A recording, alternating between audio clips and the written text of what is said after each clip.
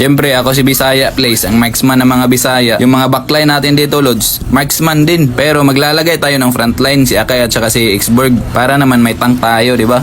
Tignan niyo yung 1-1 ko, Lods. 3 stars na yan. Tapos may Inspire at saka Berserker's Fury. Masakit din ng dalawang Layla ko.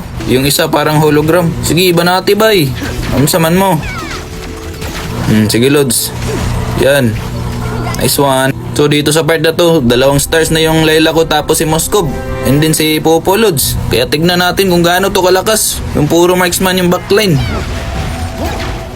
So tingin nyo, maganda kaya tong line up, Lods. Paki-comment nga sa baba. Grabe, ang kunat ng Bilirik. Ang tagal mapitas, oh. Tignan nyo yung Akay ko. Walang bawas yung kalaban sa kanya. Grabe yung HP, 100% pa. Boom, nice one. Eto na nga, final round. Sino kayang mananalo dito?